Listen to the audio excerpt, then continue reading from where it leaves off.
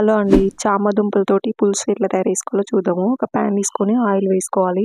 జీలకర్ర వేసుకొని చిటపటలాడిన తర్వాత ఒక ఉల్లిపాయ సన్న తరిగింది వేసుకోవాలి. మగ్గిపోయిన తర్వాత వెల్లిపాయలు కూడా చిన్న కట్ చేసుకొని వేసుకోవాలి. అట్లాగే ఒక రెమ్మ కరివేపాకు, 2 టమాటాలు చిన్న కట్ చేసుకొని వేసుకోవాలి. కొంచెం ఉప్పు, పసుపు వేసుకొని నూనెలో మగ్గించేసేయాలి. టమాటాలు మొత్తం మగ్గిపోయిన తర్వాత కొంచెం కారం పొడి కూడా వేసేసుకోవాలి. కారం, ధనియాల పొడి కూడా వేసేసుకొని మగ్గించాలి. కొంచెం నూనె పైకి తేలేంత వరకు ఉడికించేసుకోవాలి.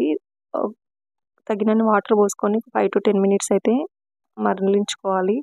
కావాల్సినంత చింతపండు అయితే నానబెట్టుకొని పులుసు అయితే తీసేసుకొని చింతపండు పులుసు కూడా పోసేసుకోవాలి. చింతపండు పులుసు కూడా మరిగిపోయిన తర్వాత ఫస్ట్ నేను చామగడ్డలు ఉడికించుకొని చిన్న ముక్కలకి అయితే కట్ చేసుకొని పెట్టుకున్నా. అవి కూడా వేసేసుకొని ఒక 5 to 10 మినిట్స్ అయితే ఉడికించేసుకోవాలి. లాస్ట్లో కొత్తిమీర వేసుకొని దించేసుకోవాలి. రుచికరమైన చామ దుంపల పులుసు రెడీ అయిపోయింది. నచ్చితే ట్రై చేసేయండి.